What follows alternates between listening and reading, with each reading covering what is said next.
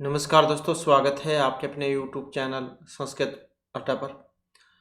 दोस्तों, आज की जो वीडियो इसमें हम करने वाले हैं आपका हरियाणा में जो टीचर एलिजिबिलिटी जो टेस्ट है टीएसटी या फिर पीएचडी वाला, जिसके आगे मार्च में होने की ज़्यादा संभावना है। तो आपके एग्ज़ामों के लिए महत्वपूर्ण जो क्वेश्चन है आज की वीडियो में हम यहाँ पर करने वाले हैं, और सभी जहाँ यहाँ पर महत्वपूर्ण क्वेश्चन है। और इनसे पहले वाली जो वीडियो थी इसमें हमने आपका सिलेबस वगैरह जो सभी कंप्लीट कर लिया है। इन सभी को अगर आप देखना चाहते हैं तो इसे आप हमारे चैनल की प्लेलिस्ट में जाकर देख सकते हैं।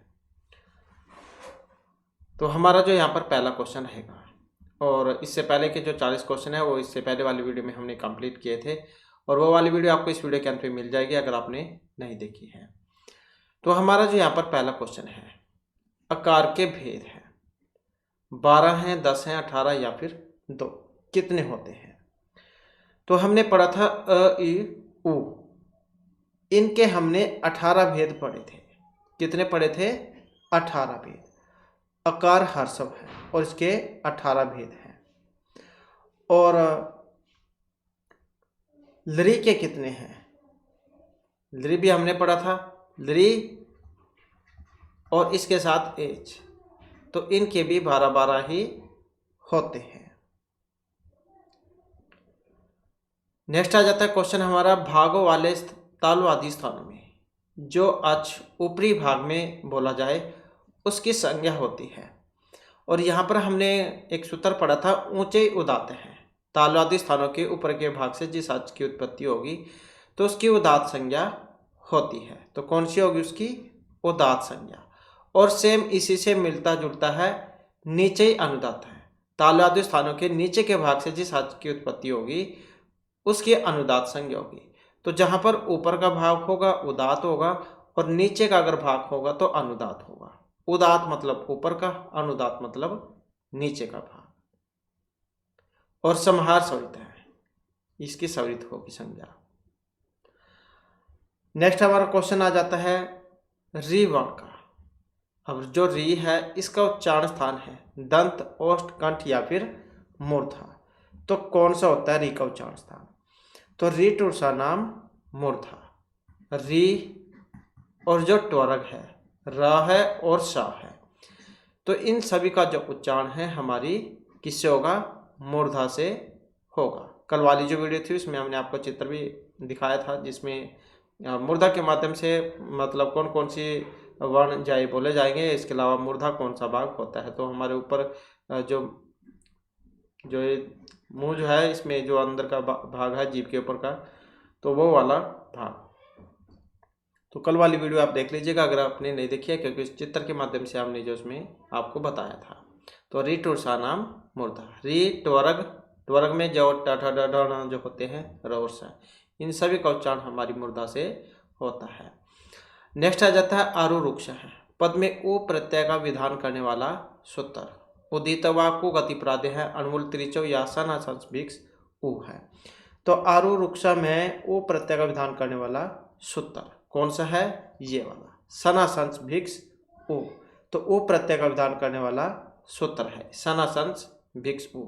वैसे भी याद रख सकते हैं, बाद में उ है तो प्रत्यय का विधान करने वाला है आरुरुक्षा पद में।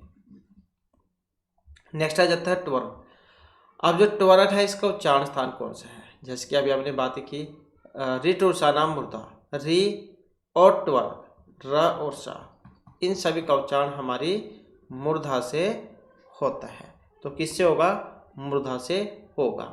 जैसे अकुह विसर्जन नाम कंठ, अक्वरग ह और विसर्ग का उच्चारण स्थान हमारे कंठ मतलब गले से होता है। ईच ऐसा नाम तालु होता है। ईच, वर्ग, य और सा, इनका जो उच्चारण है हमारे तालु से होता है। उपपद्यमान नाम ओष्ठ होता है। ओ और जाप के पोरग है प फ भ भ म, इनका उच्चारण हमारे होठों के द्वारा होता है। नेक्स्ट हमारा क्वेश्चन आ जाता है संस्कृत वर्णमाला में मूल स्वरों की संख्या है। अब मूल स्वरों की जो संख्या है वो कितनी है या फिर कौन कौन से होते हैं?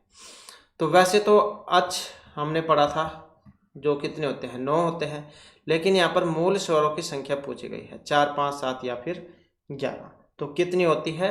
5। तो 5 जो है मूल स्वर होते हैं। अब मूल स्वर कौन कौन से हैं? अ, ई, उ और री और साथ में लरी। अ, ई, उ, री, लरी। तो ये जो है मूल स्वर वहाँ पर माने गए हैं, जिनकी संख्या 5 होती है। अगला क्वेश्चन आ जाता है यरो अनुनासिके अनुनासिको वा।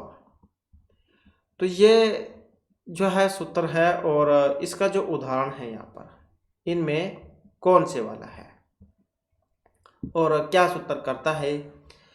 तो यर प्रत्याहार के बाद कोई अनुनासिक वर्ण हो तो यर के स्थान में उसी वर्णमाला का अनुनासिक वर्ण हो जाएगा। तो अनुनासिक भी हमने पढ़े थे, यमगणनम, यमगणनम अनुनासिक। तो जो लास्ट का वर्ण होता है वो वाला। तो यरो अनुनासिके अनुनासिको वाह का मतलब क्या है? विकल्प से, विकल्प से करता है, 2 रूप इसके बनते हैं। तो इस सूत्र का उदाहरण इनमें कौन सा है? तो इसमें अगर हम देखें तो ये जो ऑप्शन सी में दिया गया है एतन मुरारी, जब हम इसका संधि विच्छेद करेंगे तो कौन से वाला बनेगा? यही बनेगा, एतद और साथ में मुरारी, एतद साथ में मुरारी, ये वाला हो जाएगा। तो यर नाच को वो क्या करेगा? इस दा को ना ये कर देगा, जहाँ पर कर देगा तो ये वाला बनेगा, नहीं तो फिर ऐसा ही रह जाएगा। तो 2 जो यहाँ पर रूप इसके बनते हैं और ये तोरली जो सूत्र है ये उसके उदाहरण है। तोरली वाले जो डबल ला जो बनते हैं ये उसके हैं। नेक्स्ट आ जाता है किन वर्णों की परस्पर स्वर्ण संज्ञा होती है? री व आ की, री और लरी की, री और समस्त स्वरों की, स्वर और व्यंजनों की। तो स्वर्ण संज्ञा होती है। अब किन की होती है स्वर्ण संज्ञा? तो जो यहाँ पर ऑप्शन सी में दिए गए हैं, किसकी होगी? री और लरी, इनकी स्वर्ण संज्ञा होती है। अब सूत्र कौन सा है स्वर्ण संज्ञा करने वाला? तुलस्य प्रयत्नम स्वर्ण। ये जो सूत्र है इसके अनुसार जब 2 या उससे अधिक वर्णों के उच्चारण स्थान मुख विवर में स्थित तालवादी और अभ्यंतर प्रयत्न समान हो तो उनकी स्वर्ण परस्पर स्वर्ण संज्ञा होगी। तो री और लरी वर्ण आप याद रखिएगा, इनकी स्वर्ण संज्ञा होती है तुलस्य प्रयत्नम स्वर्ण सूत्र के द्वारा। अगला क्वेश्चन आ जाता है अ जो है यहाँ पर ये किस प्रकार का स्वर है? पश्च है, केंद्रीय है, अर्धविपरीत है या फिर अनुनासिक है? तो किस प्रकार का स्वर है यहाँ पर ये, और इसमें हमारा आंसर रहेगा ऑप्शन सी वाला। तो अ जो है इसको केंद्रीय स्वर माना गया है और तो ये तो गया केंद्रीय स्वर। और अग्र स्वर कौन सा है? अग्र स्वर। तो इसके अंतर्गत ई, दीर्घ ई, ए, आई, ये जो है अग्र स्वर के अंतर्गत आ जाएंगे। मध्य के अंतर्गत कौन से आएंगे? मध्य जो है इसमें अ, आ, ये वाला आ जाएगा। और पश्चिम में कौन सा आएगा? उ, दीर्घ उ, ओ, औ और आ। तो ये वाला जो है आपका पश्चिम में आएगा। किस में आएगा? ये पश्चिम में आएगा। तो अ जो है केंद्रीय स्वर में आएगा। अग्र स्वर की बात करें तो ई, दीर्घ ई, ए, आई, ये आ जाएंगे। मध्य स्वर की बात करें तो अ, आ, ये वाले आ जाएंगे। और पश्च स्वर की अगर हम बात करें तो उ, ओ, औ और आ, ये वाले पश्च स्वर में आ जाएंगे। नेक्स्ट आ जाता है हमारा प्रत्यय के आदि में स्थित, प्रत्यय के आदि में स्थित च्वर्ग और ट्वर्ग, इनकी इत संज्ञा करने वाला सूत्र है लसकव तदिते, चोटू, हलंतम या स प्रत्यय। प्रत्यय के आदि में स्थित च्वर्ग और ट्वर्ग की इत संज्ञा करने वाला कौन सा है सूत्र? वेरी वेरी इंपॉर्टेंट है और पहले भी आपके स्टेट के एग्जाम में एक क्वेश्चन आया हुआ है। तो इसमें जो हमारे यहाँ पर आंसर रहेगा ऑप्शन सी वाला। तो ये जो चोटू जो सूत्र है ये वाला प्रत्यय के आदि में स्थित च्वर्ग और ट्वर्ग की इत संज्ञा करता है। तो ये आया हुआ था कि च्वर्ग ट्वर्ग की इत संज्ञा करने वाला सूत्र कौन सा है। तो ये च्वर्ग ट्वर्ग वैसे नहीं याद रख सकते हैं, तो ये च है और ये ट है, चवर्ग और ट्वर्ग इत संज्ञा करता है। तो वैसे भी आप याद रख सकते हैं च टा, चोटू मतलब चाटा, चवर्ग और ट्वर्ग की संज्ञा करने वाला सूत्र है ये चोटू। उपदेशों के अंत में होने वाला हल वो इत संज्ञक होता है, ये वाला सूत्र वाला हल अंतिम, उपदेश अंतिम हल इत स्यात्, उपदेशों के अंत में आने वाला हल इत संज्ञक होता है। और किसी प्रत्यय के आदि में आने वाला स तथा तदस्य भिन्न अन्य प्रत्यय में आदि में आने वाला ल स और का, उनकी इत संज्ञा होती है इसके द्वारा, ल स और का वाला, ल स कब तदिते। तो इसको भी आप आसानी से याद रख सकते हैं, ल भी है, स भी है और का भी है, क्वर्ग मतलब, तो इनकी इत संज्ञा करता है ये वाला सूत्र, ल सकौ तदिते। नेक्स्ट आ जाता है हमारा गंग्यामु विष्णु इमौ पदों की सिद्धि करने वाला सूत्र है। निपाते जनाग ओत इद्वे द्वचनम प्रगृहम या प्लुत प्रगृहाची नित्यम। तो वेरी वेरी इंपॉर्टेंट है ये वाला भी। तो इसमें अगर हम देखें तो यहाँ पर कौन सा बनेगा हमारा, तो ये जो ऑप्शन सी में दिया गया है इद्वे द्वचनम प्रगृहम, ये सूत्र है। कई बार तो ये भी आ जाता है कि इसमें कौन सी संज्ञा होती है, तो प्रगृह संज्ञा इसमें होती है। सूत्र कौन सा है, इद्वे द्वचनम प्रगृहम। तो ये क्या है, द्विवचन वालों की करता है, द्विवचन वालों की करेगा ये, और प्लुत प्रगृहाची नित्यम के द्वारा प्रकृति भाव होगा, इन्हीं में ही ये प्रकृति भाव करेगा, ये प्रक्रिया संज्ञा करता है, लगते दोनों एक साथ में ही है। तो जब संज्ञा अथवा सर्वनाम अथवा क्रियावाचक शब्द के द्विवचन के रूप में द्विवचन रूप के अंत में दीर्घ ए दीर्घ उ या ए हो तो उसे दीर्घ ई दीर्घ उ और ए की प्रगृह संज्ञा हो जाती है। जैसे इसके उदाहरण है गंगेमो विष्णुमो, और एक और इसका उदाहरण है हरि एतो, ये हमने भी पढ़ा था, हरि एतो है। इसके दो तीन ही उदाहरण और वेरी वेरी इंपॉर्टेंट है। तो ये दोनों ही एक साथ लग जाते हैं, द्विवचन प्रगृहम और प्लुत प्रगृहाची नित्यम। तो गंगेमो विष्णुमो और हरि एतो ये इसके उदाहरण है। नेक्स्ट आ जाता है क्वेश्चन हमारा अ ए और ऐ, इनका उच्चारण स्थान है। अब कौन सा होता है, तो ए दैतौ कंठतालु, कंठोष्ठ दंतोष्ठ कंठतालु या मूर्धा, तो कौन सा होगा, ए दैतौ कंठतालु। ओ दैतौ कंठोष्ठम होता है, ए दैतौ कंठतालु, ए और ऐ का उच्चारण कंठ और तालु से होगा। नेक्स्ट आ जाता है वर्गों के द्वितीय चतुर्थ और सल वर्णों की संज्ञा होती है। अब दूसरा चौथा और जो ये सलवर्ण है, सलवर्ण कौन से होते हैं, हमने पढ़ा था उसम वर्ण, क्योंकि आप जो है उसम वर्ण की जगह पर आपको सलवर्ण देखने को मिलेंगे। तो इसमें इस संज्ञा हो मतलब वर्णों की संज्ञा होती है, अलप प्राण करता है ये काम, घोष महाप्राण या अघोष, कौन से वाला करेगा। तो इसमें देखें तो ये जो ऑप्शन बी में दिया गया है महाप्राण, हमने पढ़ा था अलप प्राण, अलप प्राण में कौन कौन से आते हैं, पहला तीसरा और पांचवा वर्ण। महाप्राण में कौन से आते हैं, दूसरा और चौथा। अघोष में कौन सा आता है, पहला दूसरा, और घोष या सघोष में कौन सा आता है, तीसरा चौथा पांचवा वर्ण। तो यहाँ पर दूसरा और चौथा किस में आ रहा है, इसमें महाप्राण में, और साथ में जो सलवर्ण है स स स ये वाले, तो इनकी जो है संज्ञा होती है। तो वर्गों के द्वितीय चतुर्थ और सल वर्णों की संज्ञा होगी, ये करेगा ये वाला महाप्राण।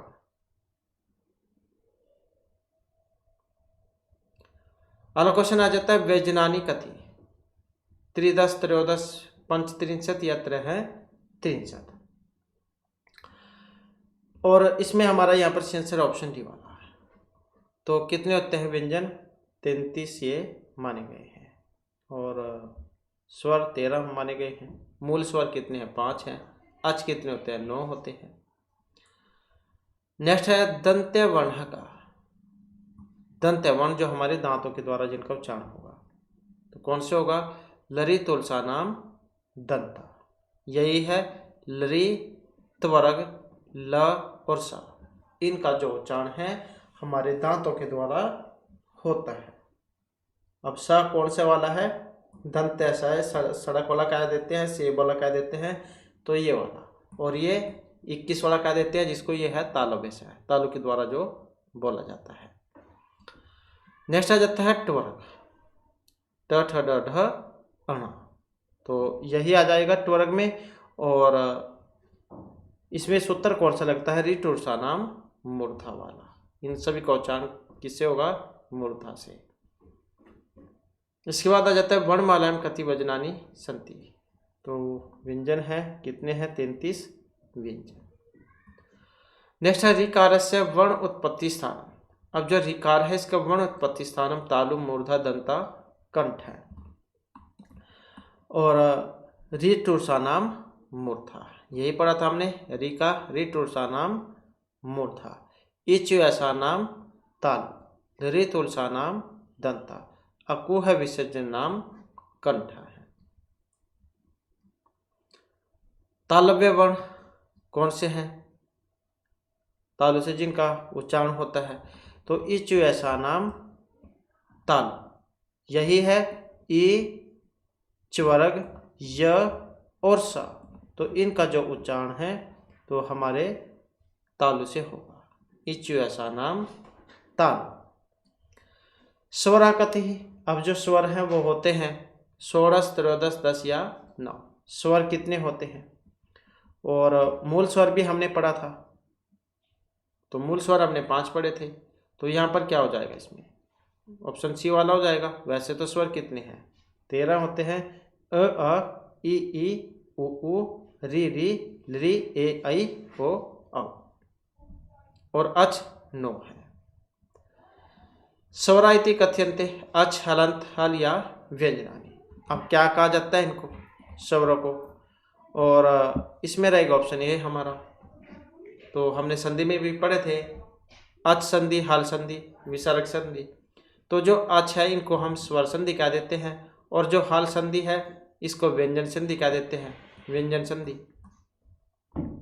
तो ये भी एग्जाम में पहले क्वेश्चन आया हुआ था। नेक्स्ट है मूर्धन्य वर्ण के। अब जो मूर्धन्य वर्ण है वो होते हैं मूर्धन्य वर्ण कौन से होते हैं, तो ये वाला हमने पढ़ा, दंत वाला, दंत शैली तुलचरम दंत वाला। ये वाला हमने पढ़ा तालु वाला, इचु सनम तालु 21 वाला जो है। और ये षटकोण वाला सा कह देते हैं जिसको, तो ये है मूर्धा से बोलने जाने वाला, ऋटुषा नाम मूर्धा। तो फिर यही जो हमारा यहाँ पर इसमें सी आंसर हो जाएगा। नेक्स्ट आ जाता है समाहार वाला। अब जो समाहार है, अनुदात, उदात, स्वरित या अनुनासिक, ये आपका सूत्र भी आता है संज्ञा प्रकरण में जो हमने किया था, तो उसमें आपको इसके बारे में बताया भी था। तो इसमें सूत्र आता है समाहार है स्वरित है। कौन सा, समाहार स्वरित है, ये वाला। तो ये वाला इसमें लगेगा, ऑप्शन बी वाला हो जाएगा। अब स्वरित कितने होते हैं ये भी कई बार आ जाता है, तो स्वरित जो है ये 3 माने गए हैं।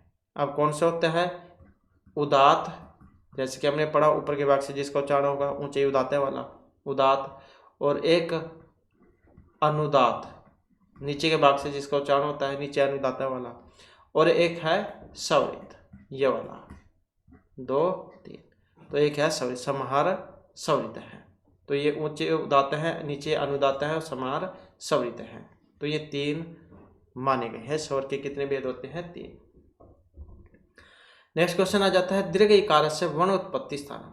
अब जो दीर्घ इकार है इसका वर्ण उत्पत्ति दंत, तालु, ओष्ठ या नासिका किससे होती है, तो अभी हमने पढ़ा था ये इच ऐसा नाम तालु वाला, ई दीर्घ ई, तो इन सभी का जो उच्चारण है तालु से होगा, इच ऐसा नाम तालु।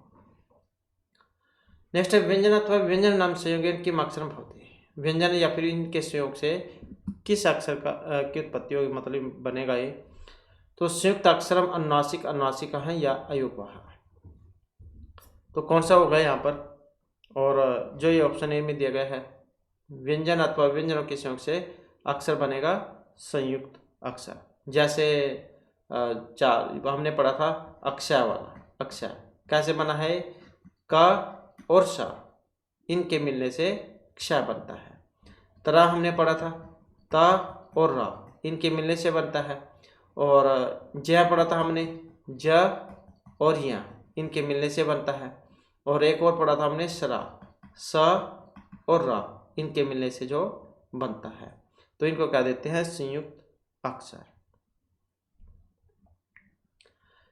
नेक्स्ट आ जाता है परस निकर्षा, वेरी वेरी इंपॉर्टेंट है। संहिता संज्ञा करेगा, लोप करेगा, इत करेगा या स करेगा। क्या करता है परस निकर्षा? तो परस निकर्षा संहिता, संहिता संज्ञा करेगा। संहिता का मतलब क्या होता है?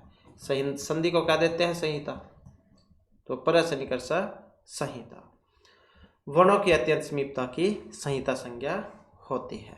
शुद्ध उपास्य वाला जो है संधि पूर्वकरण कह सकते हैं, उसमें लगता है। नेक्स्ट क्वेश्चन आ जाता है फकारस्य वर्ण उत्पत्ति स्थान।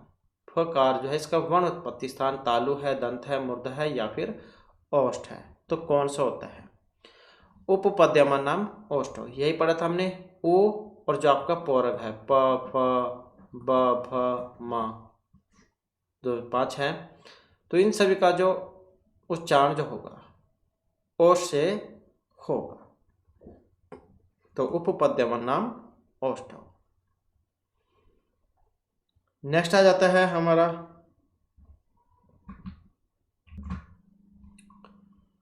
नेक्स्ट में आ जाता है अदर्शनम, वेरी वेरी इंपॉर्टेंट है ये वाला भी। आगम करता है प्रत्यार, लोप या आदेश। अदर्शनम क्या करता है? तो अदर्शनम लोप है। क्या करेगा ये? लोप करता है।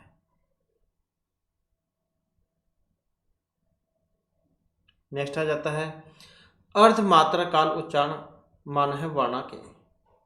अयोगवाह, योगवाह, स्वरः या व्यंजनानि। अर्धमात्रा काल, तो क्या कहा गया इनको? व्यंजन।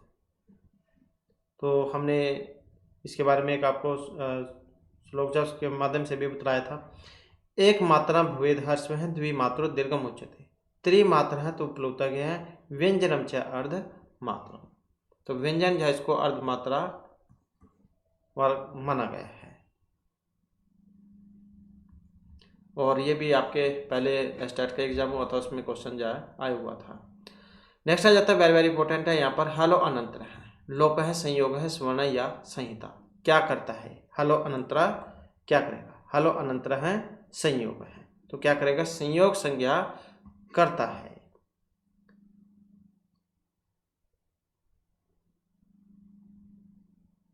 नेक्स्ट है नकार से वर्णोत्पत्ति स्थान।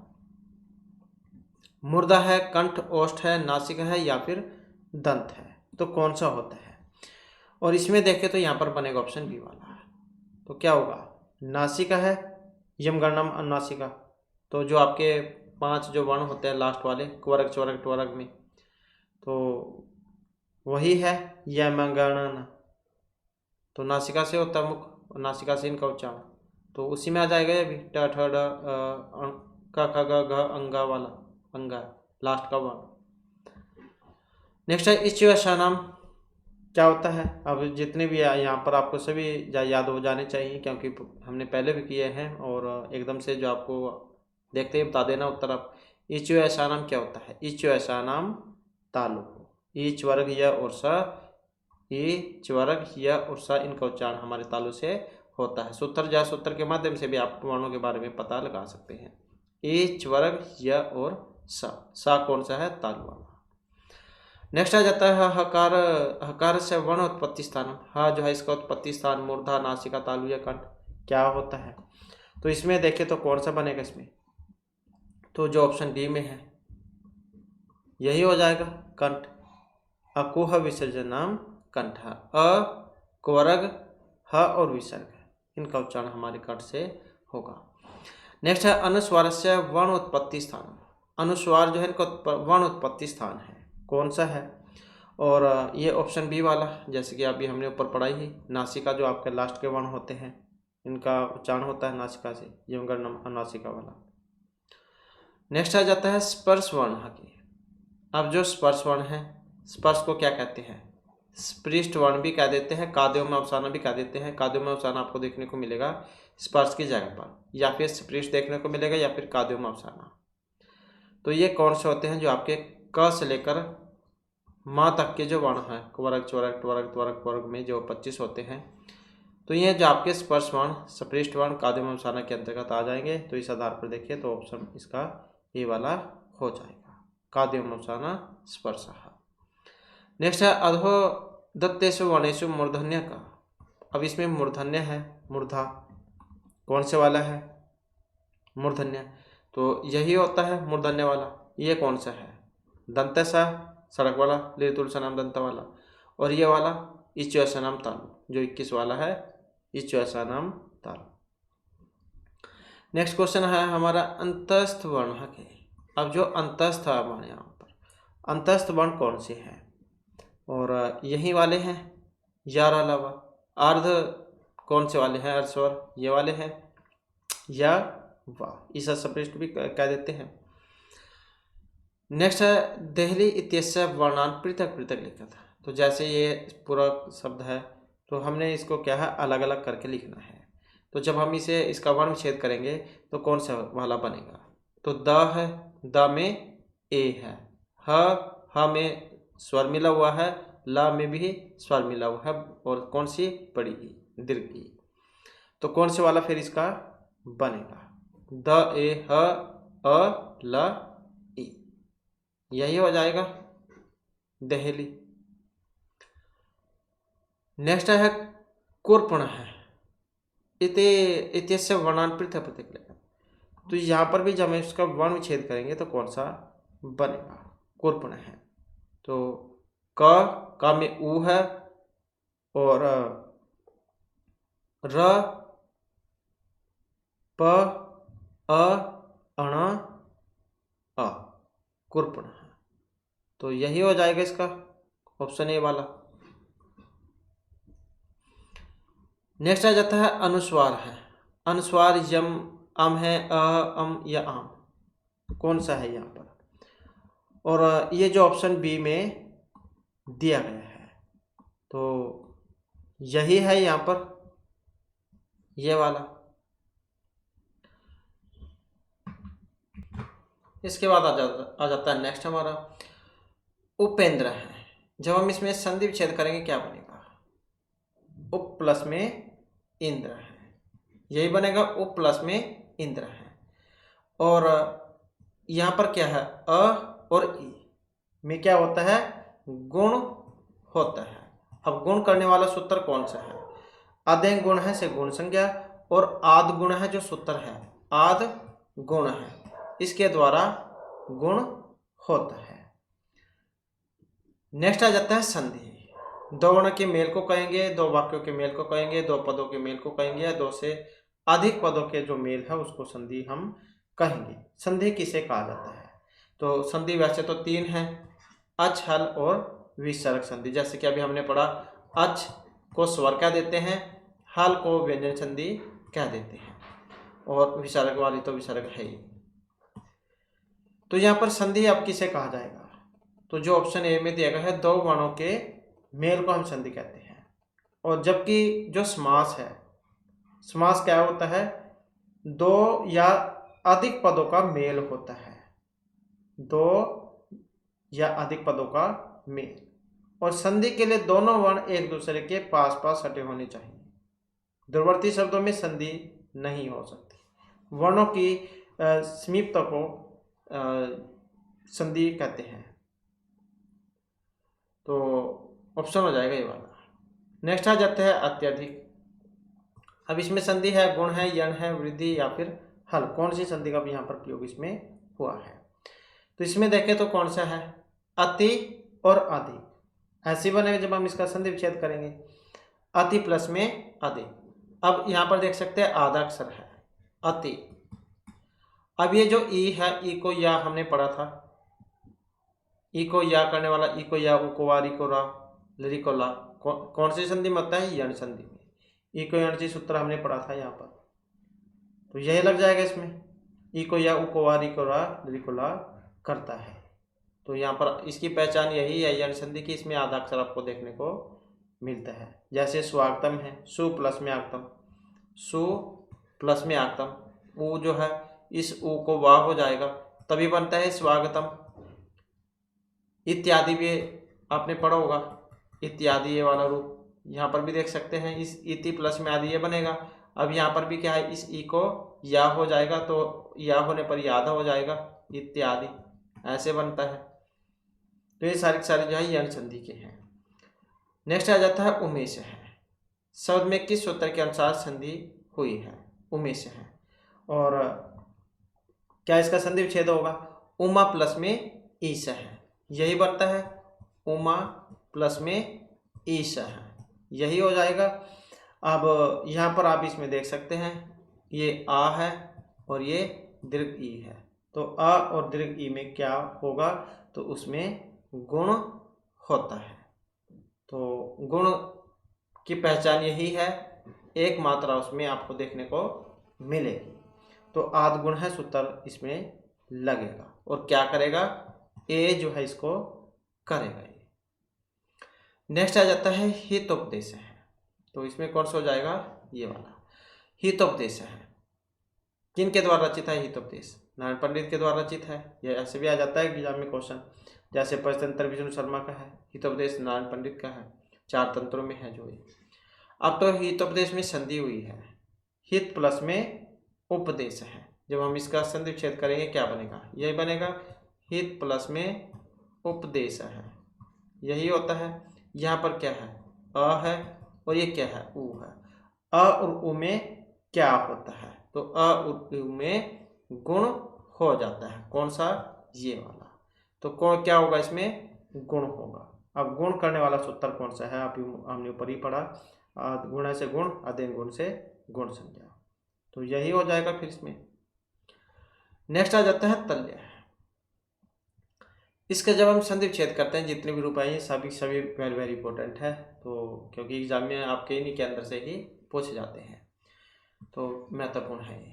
तल्य है, इसमें संधि विग्रह इसका कौन सा बनेगा? तो जब हम इसकी संधि विच्छेद करेंगे तो कौन सा बनेगा? यही हो जाएगा, तत् प्लस में लय है, तभी बनेगा तल्य है।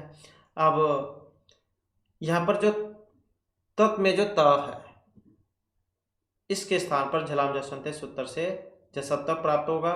स्थानीय अंतरता में जो सूत्र है, इसकी सहायता से त जो है, इस ता के स्थान पर दा की प्राप्ति होकर तद प्लस में लय है। ता को दा होकर तद प्लस में लय है, यह बनता है। और उसके बाद तोरली सूत्र लगता है इसमें, तोरली, या आप सीधे इसी को याद कर लो, तोरली, ये सूत्र इसमें लगेगा। डबल ला ये करता है, जहाँ पर भी डबल ला होते हैं तो ये वाला सूत्र उसमें लगता है, तोरली।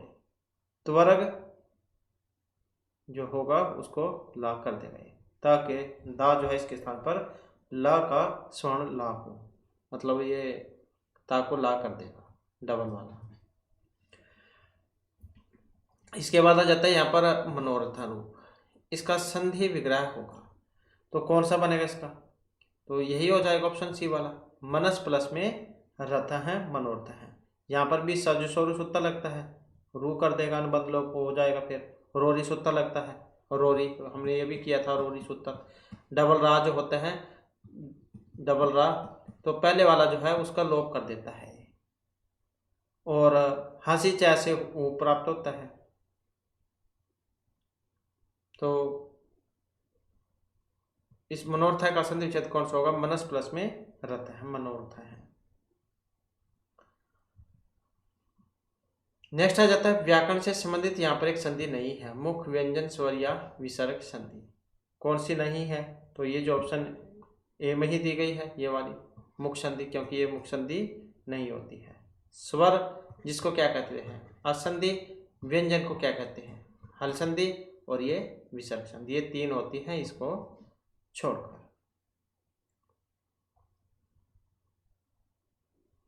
जबकि ये मुख प्रतिमुख गर्भ विमर्श निर्वहन, ये उसमें आती है आपकी काव्य शास्त्र में, मुख प्रतिमुख गर्भ निर्वश निर्वहन वाली। नेक्स्ट है असंधि कहते हैं व्यंजन प्रतिमुख विसर्ग या स्वर संधि को, तो किसे कहा जाएगा? असंधि स्वर संधि जो होती है इसको कहा जाता है। नेक्स्ट आ जाता है पावका है। अब जो यहाँ पर ये पावका है, इसका संधि विच्छेद होता है। अब कौन सा होगा पावका का संधि विच्छेद? तो पौ प्लस में अक है, यही होता है, पौ प्लस में अक है। अब यहाँ पर इसमें सूत्र जो है, ये अव को आव कौन से वाला करेगा? तो एच अयव है, एच अयव यव है, ये क्या करेगा? अव के स्थान पर आव कर देगा, उसके बाद पावका है बनेगा। जैसे नयनम, पावक हैं, पवित्र हैं, तो इन सारों में जो है अव हो जाएगा, अव और अव ये होकर बनेगा। तो इस प्रकार से जो हमारे आज की क्लास में महत्वपूर्ण क्वेश्चन थे। नेक्स्ट वीडियो की से आगे का जो क्वेश्चन है उन्हें हम कंप्लीट करेंगे। और दोस्तों हमारे साथ अंत बनने के लिए धन्यवाद।